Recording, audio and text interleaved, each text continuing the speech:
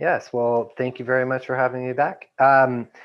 So before we actually go to the ghost market to mint, one of the things that is an issue with the NFT space right now is, I think we've talked about it before, is Ethereum gas fees. If you're going to mint on Ethereum, you're going to be paying, depending on the time of day, anywhere between $80 to $200 to get your mint, not only to mint, but then also to like buy. Right. And the alternative that I found, there are a couple of them, Wax being another one, but Ghost Market, the minting fees are right around like $1 in order to mint, and then same thing, right around $1 in order to buy when you're buying these NFTs. It is, because it's not Ethereum. The cryptocurrency that they use is called Sol for buying NFTs. When you're creating NFTs, their utility token is called KCAL. And I'm going to share the screen right now and go over to my, hold on 1 second here, to Ghost Market and pop this up so you can see it. That so what you would do if you're going to be going onto Ghost Market and doing it is that you would you'd start at Coinbase, you'd buy some Ethereum on Coinbase, and then you would take your Ethereum and you would put it into your MetaMask wallet, and through MetaMask you would swap your Ethereum for KCAL. And this is for minting. And what would happen is you would end up with hold on 1 second. You'd end up. Can you see these pop-ups? Are they popping up on my screen? I can see The Discord pop-up or no? No, it didn't. Okay, I apologize. These pop-ups are blocking my Take your time. my extension. Okay, so the other thing that you would do before any of this, or after you had the KCAL, is that you would have to download the Ecto Wallet, and Ecto Wallet is just a browser extension that you can use either on Brave or on Google Chrome, and the wallet looks like this. I just had another pop up. I should disable this. So the wallet's going to look like this. Are we going to show my wallet or no? Okay, there we go. And the thing that's really interesting too about Ghost Market and about the Phantasma chain is that it's got cross-chain capabilities. So this, a lot of times when you're like, if you're on the Wax marketplace, the only cryptocurrency that you're using is Wax.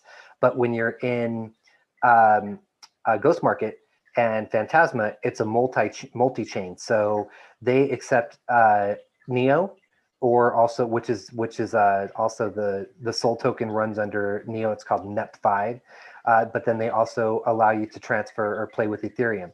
So you would transfer your Ethereum over into off of the MetaMask. You would transfer your Ethereum, swap it for KCAL, and then you would move your KCAL into your wallet, and it would show up as right here as KCAL.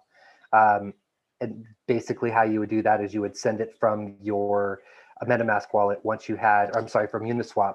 Once you had it, you would send it into here. And right now we have just enough. It's 22 KCAL to mint an NFT. Or I think it's actually takes 20. We're going to see that in a second. So as long as you have 20 KCAL, which is right now, I'll look it up for you. That is in real time, 20 KCAL. And then another thing, if you're going to mint multiples, let's say you want to make 100 of 100 NFTs, you'd be paying 20 for the first one and then 4 KCAL for each additional after one. So it's not 20 per, but the first one is going to cost you $1.13 to mint one. If I wanted to do 100, we would do 20 plus, or actually 99 times 4 plus 20. 99 times 4. It would cost you about $23 to mint 100 NFTs on Ghost Market. So it's pretty affordable. You mean as opposed to the 150 to mint one on? Yes. And if I'm not mistaken, I think on some of them, there's all different stipulations now for minting. Like OpenSea and Rarible make it so that you're only going to be paying the gas fees once or twice. But one thing that you have to be aware of is that you're going to be passing along the gas fees to your buyers. So you might not have to pay for it to mint it, but if you're not going to be charging, $400 or $500 for your NFT, and somebody doesn't have the money to spend on the gas fees, they're not going to buy it. We were doing a test with a friend about a month ago on Rarible, and she put up an NFT for $5, and just to kind of see how it all worked. And I went to go buy it, and it's like, okay, you purchased this NFT in order to actually, buy it with the gas fees. It was going to be like $96 for a $5 NFT. That just doesn't make any sense, right? No, that So, doesn't. but again, with these, it's you're looking at. Let's just click on one of these right now. This is the Jay and Silent Bob thing that I think we might have touched on last week a little bit, but they're getting into the NFT space. Kevin Smith, and they just launched a couple days ago, or actually, I think today is today. What's it? Tomorrow. Tomorrow is the official launch of the Semcore tokens. But let's go somewhere like, here's a good one for 62 Sol. The Zambama is going to cost you 62 Sol, which is 33.53. So if you wanted to, you wanted to buy that, you would bid the 62 Sol, and then it would cost you right around like $35 in order to buy it.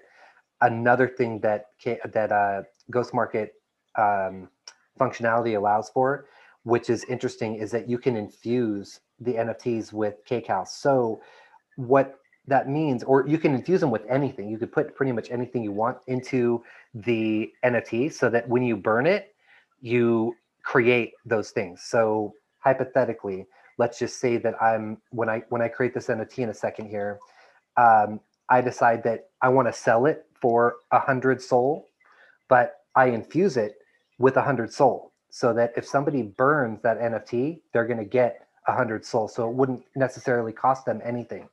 That basically just it infuses value into the NFT, straight cryptocurrency, but then you can also infuse other NFTs into the NFT itself, so that your one NFT, by burning it, you would unlock, 4 NFTs or whatever is in that infusion. So these NFTs kind of come with additional features, which is something that I haven't seen on other NFT capabilities, as far as like when you're burning, you're creating you're basically earning, not earning, you're given the cryptocurrency, whatever's inside of it. That makes sense. Okay. So So then so after you've converted from Ethereum to Sol, then you do to kcal. Is that how, did I get that right? no, you would go, if you're on the minting side, you just go Ethereum uh, into your MetaMask, and Right. then go to Uniswap, and you're Right. going to Uniswap. You're going to swap Ethereum or kcal, and then you're going to take the kcal that's in your MetaMask, and you're going to move it into your Ecto wallet here, so that you actually have the kcal needed in order to mint your NFTs. Okay. So Gotcha. So now when we're here, because I'm crypto crypto, right, and cryptocurrency and wine education, I decided that for a test, we're going to mint something that's related to crypto crypto. And my very first cryptocurrency and wine pairing was Bitcoin and Bordeaux, because they're both really expensive. They're both OGs. First, Bitcoin is the first NFT, first cryptocurrency that was ever created, and Bordeaux is one of the oldest wines that has been made. It's current, I should say. It's not the oldest, but you have to go back like 10,000 years in order to get the oldest wine. Right. But I have a nice bottle of Bordeaux next to a Bitcoin, and I did a little bit of coloration on here to make it a little artsy. But I uploaded my image here, and then my description, I'm just going to put Bitcoin and Bordeaux.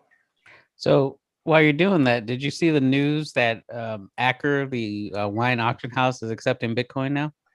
Yes. That's crazy.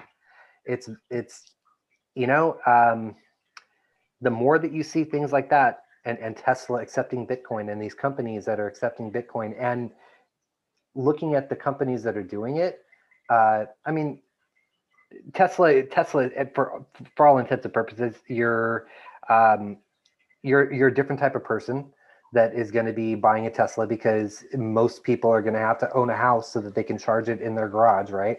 Yeah. Uh, when you're into wine, you you're either just obsessed with it and you become a collector, or you have money. Like I'll share with you something on the wine side for 1 second, that wine is a language of money, just like golf is the sport of money.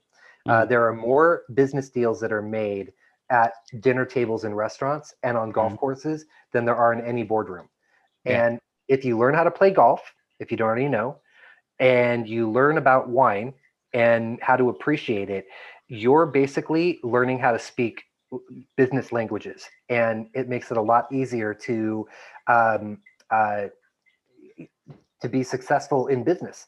On a Friday, if you're trying to make a business deal with somebody, instead of setting up a meeting and trying to go to their office, like, hey, let's go play a round of golf, or let's go out to dinner and let's talk about this over a bottle or two of wine. um, it's it's a really interesting thing that popped up for me. And then, so going back to, when you're seeing about auction houses and companies that are involved in wine that are starting to get into crypto, it's these are other kind of little signposts, as far as like, look at the adoption that is happening in the cryptocurrency space. And for anybody, I'm sure anybody watching this is not on the fence about crypto. You pretty much already drank the Kool-Aid and you're a believer. But They drank the Bordeaux. they drank the Bordeaux, and we know that the future is digital. I was having a conversation with somebody today as it pertained to NFTs, and the idea that, if you're still on the fence about non-fungible tokens and the disruption that this is going to have on art and on goods, um, really just think about how things are evolving, and how many things have already been digitized, and how many things are still, like, basically right now in their infancy of being digitized. And first and foremost, digital currency is, it's here. It's not even coming, it's here. And it's just a matter of, like, how far down is it going to go, or down the rabbit hole is it going to go, and are the cryptocurrencies that we're holding right now actually going to be a part of the story in the future? Because central bank digital currencies will be, but will Litecoin, will Dogecoin, will SafeMoon?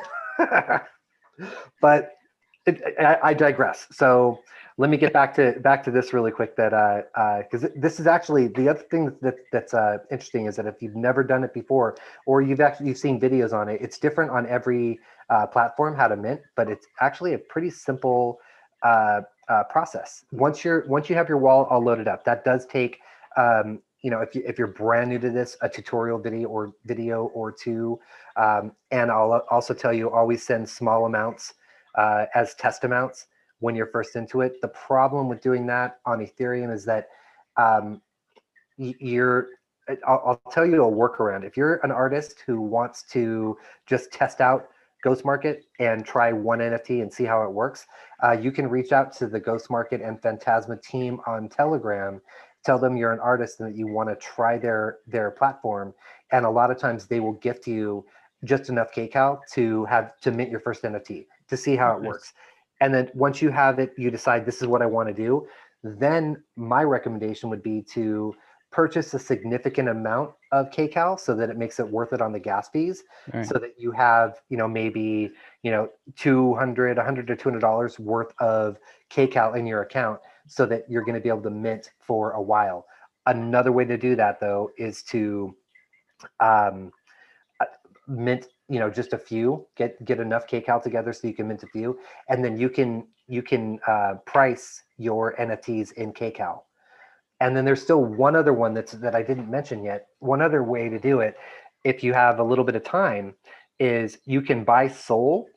Mm-hmm. The way that you buy Soul um, is, for right now, you would have to go to KuCoin and you buy Sol on KuCoin and then move it over into your Ecto wallet.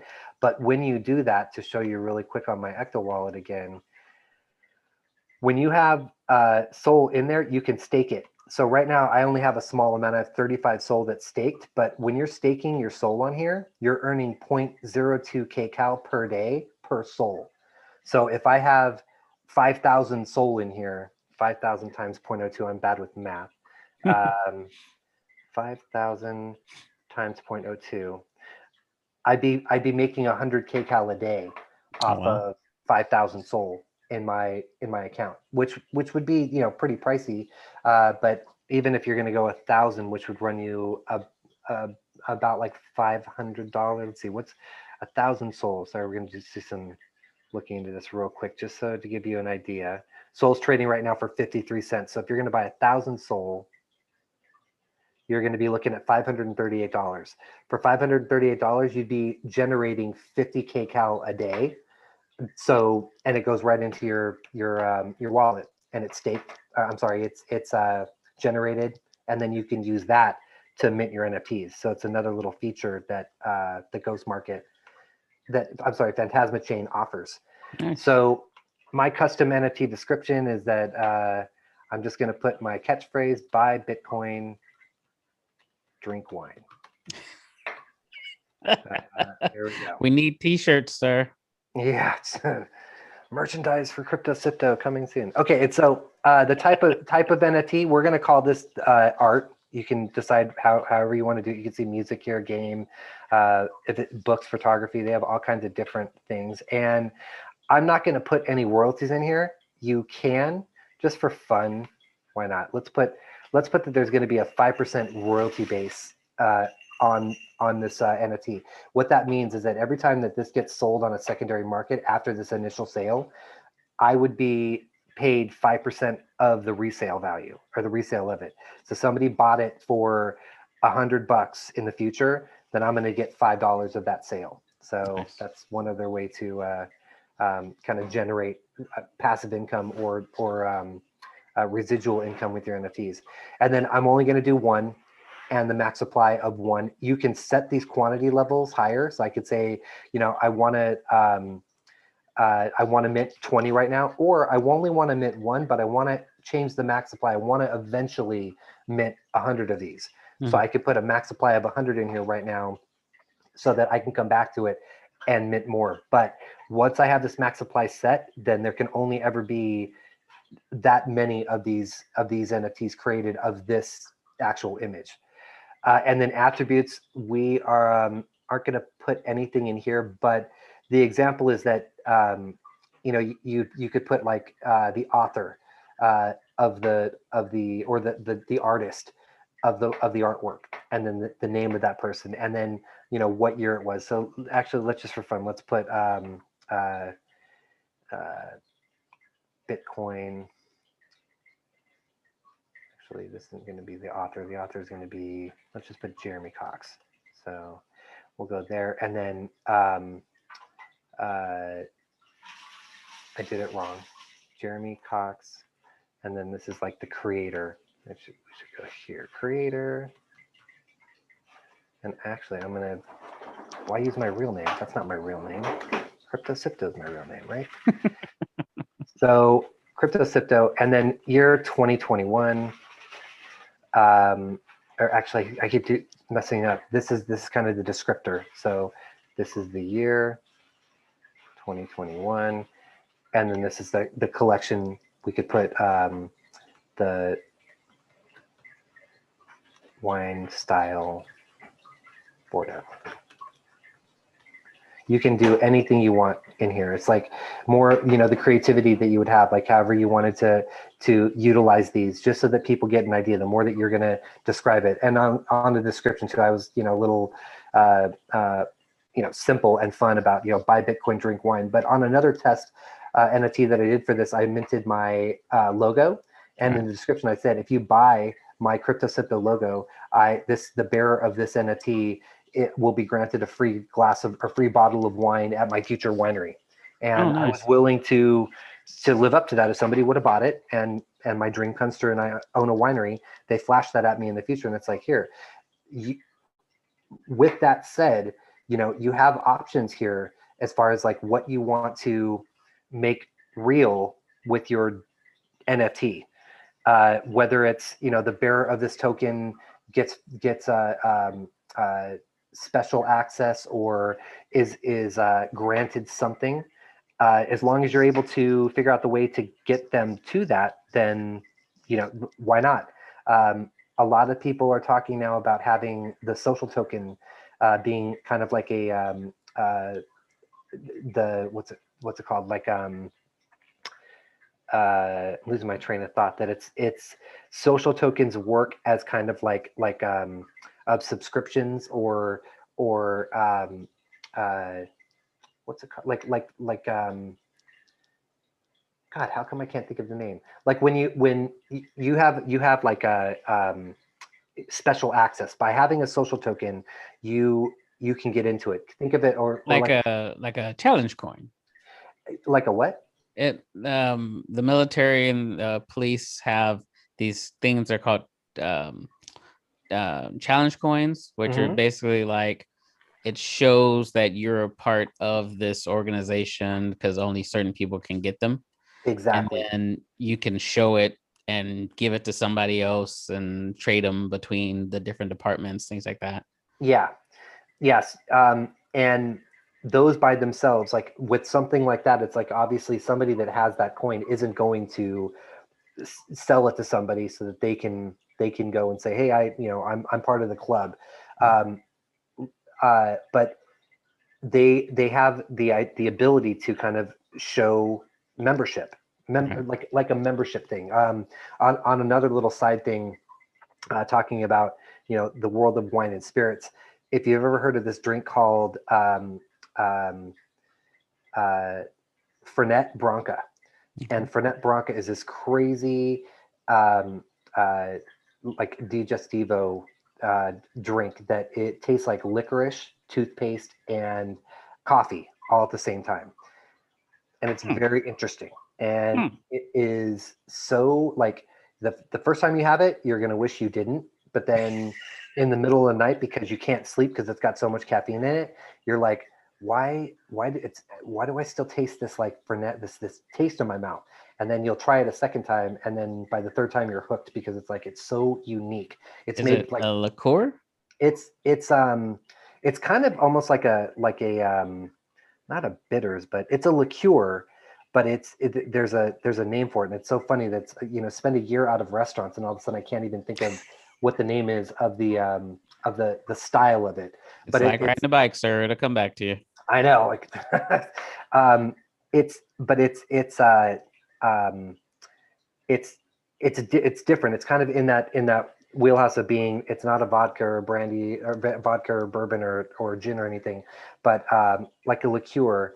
And so the point of it is that they have these Fernet Branca coins that are circulated by bartenders. And it was a couple of years ago that they were doing this.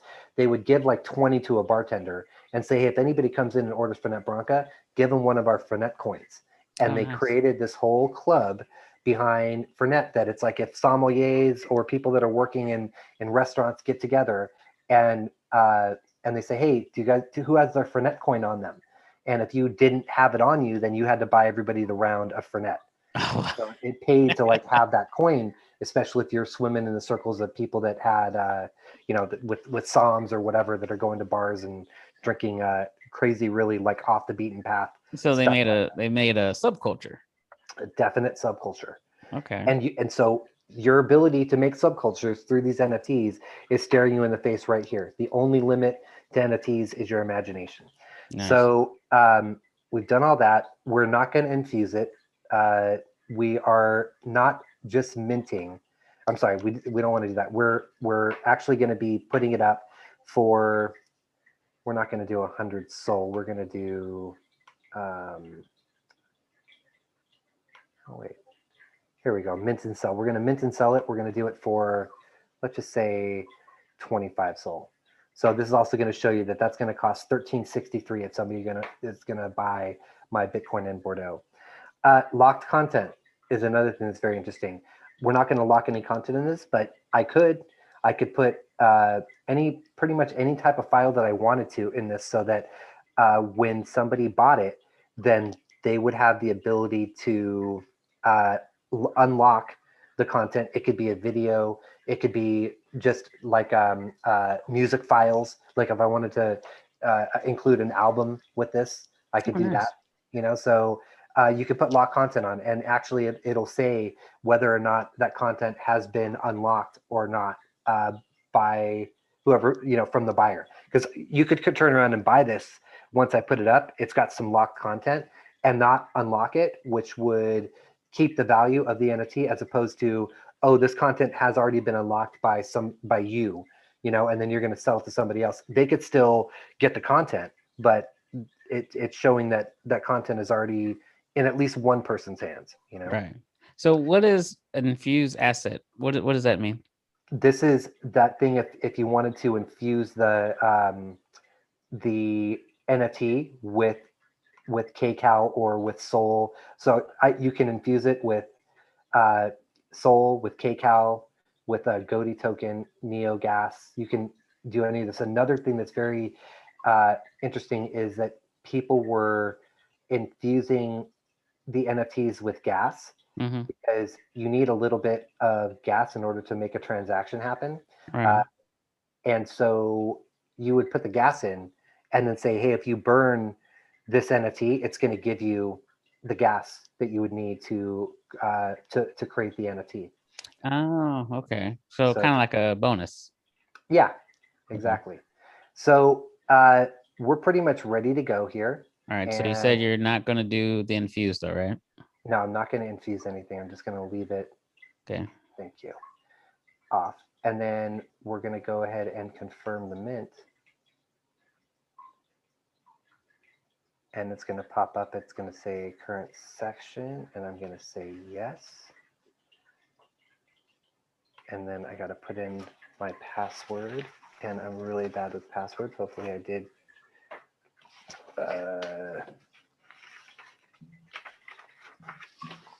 Where did I put my password? Give me 1 second. I wasn't prepared. Take your time.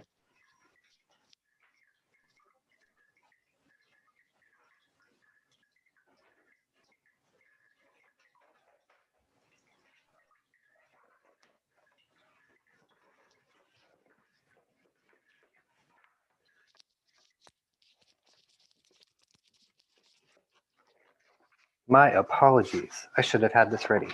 Don't worry about it. All right. So, and then we're going to go here.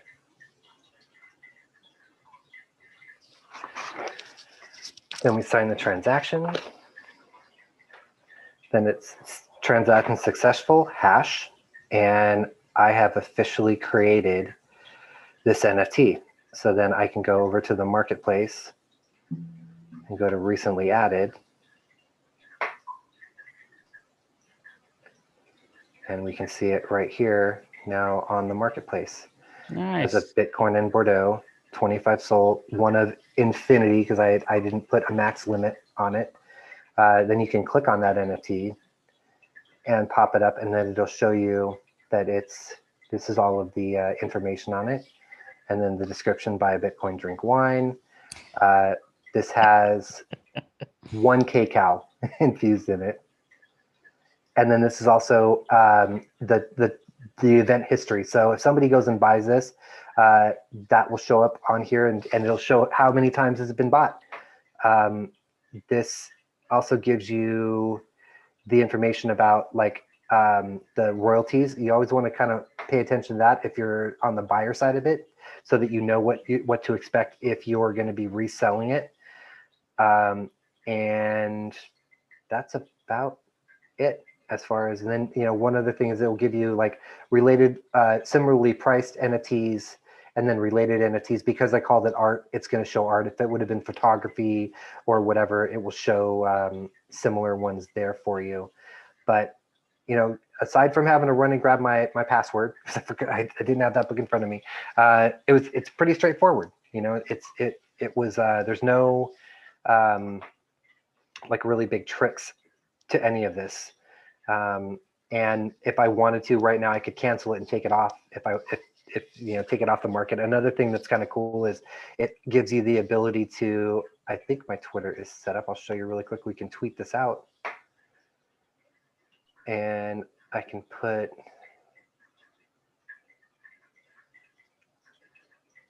That's cool. just straight, goes That's right cool. to it. Yeah, and then this tweet will show up as a promotion, promoting my own stuff, and it's going to have a little picture of it. And so you could do that with going back to what was offered. If you want to put it onto Facebook or put it into Telegram, or I think this is a straight like copy the clipboard, copy and paste it on any of your socials.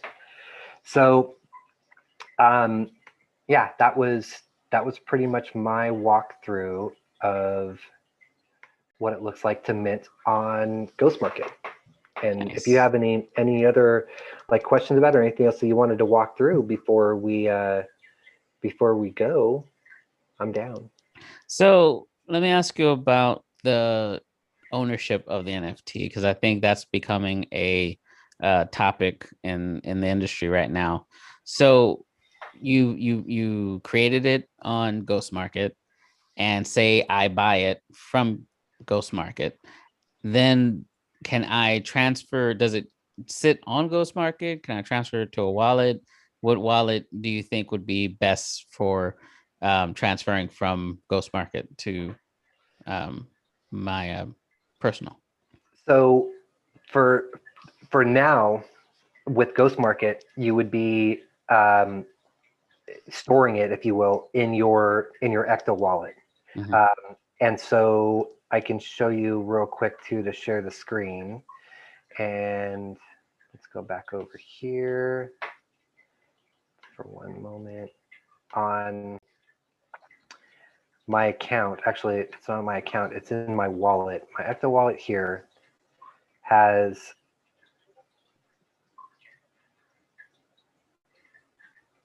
where are you? Okay, I'm in it right here. The assets. It says one ghost.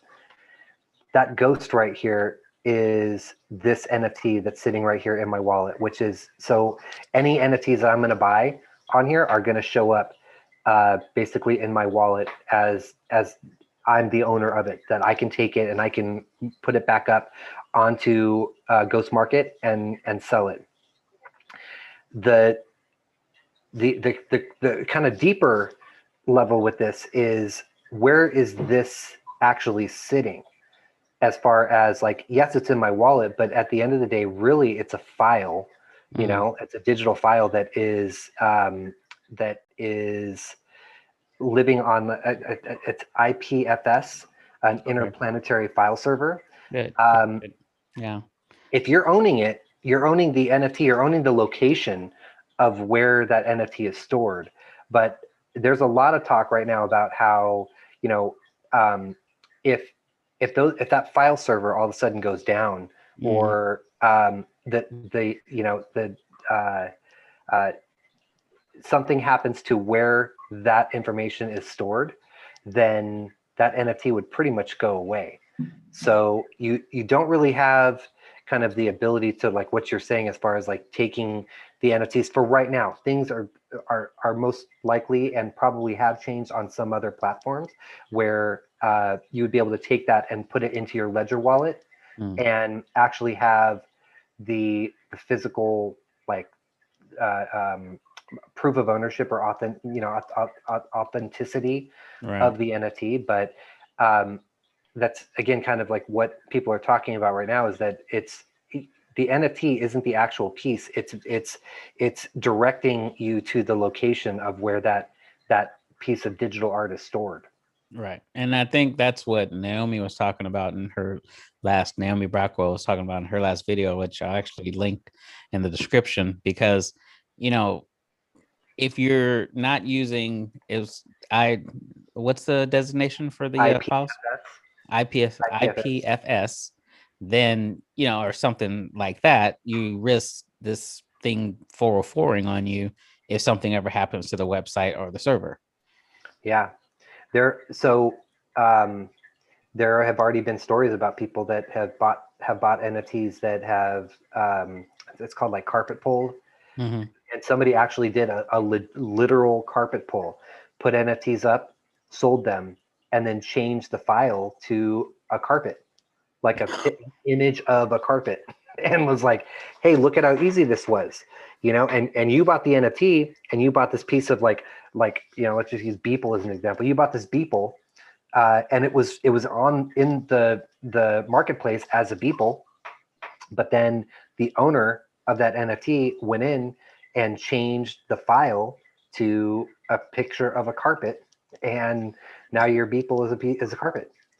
And so It was a literal rug pull.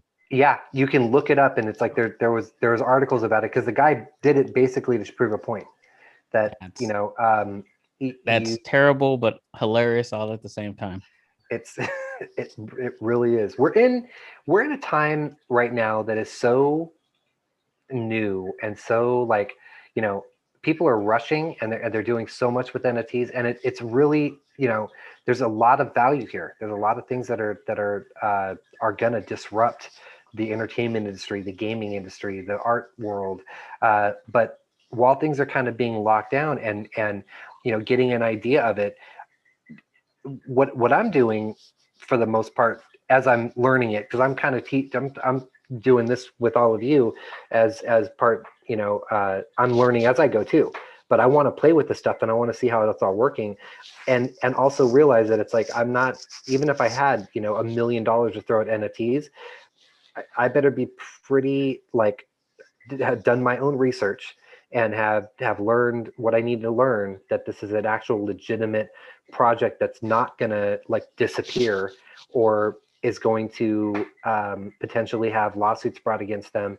The whole thing about Beeple, I love that guy's work. That 5,000 days is nuts. And if you ever have the time, if you haven't done it, to zoom in on it and actually look and see the evolution of his art, and how the top left of it looks very sketchy and very like a child is drawing these faces, and then as it's going through and his art is evolving, it's getting nuttier and crazier, and the daily commentaries are outrageous. But there's a McDonald's logo in one of them. There's a Disney and video game imagery all over it. Yeah. And so it's like, is that potentially going to be an issue for copyrights or intellectual property, that somebody might come and look at that 5,000 days and say, hey, McDonald's is going to be like, I don't want the golden arches in this piece of art. Yeah, it's art, but it's commercialized now. Somebody's Commercialized. made money off of it. Someone owns it. Yeah. All right. So we're going to end it there. Thank you, Jeremy, again for joining me. And everyone, again, you can find Jeremy on Twitter at CryptoCrypto. And Jeremy, before we go, tell us about your Discord group again. Oh, PTC Crypto Club. We're actually just wrapping up our first section, our first series of it, and we're gonna start all over. We're basically taking financial literacy and trying to bring it to, first and foremost, at-risk youth, so that we can kind of teach them about the future of money, and what money is right now and the past, and how important it is to understand um, where we've been with legislation. And we talk about the creature of Jekyll Island a lot, the Federal Reserve and money printing, and quantitative easing, and we're basically just trying to educate people. And so we have Saturdays from 9 to 10. We all meet and talk a lot of crypto, but also other things, all things money.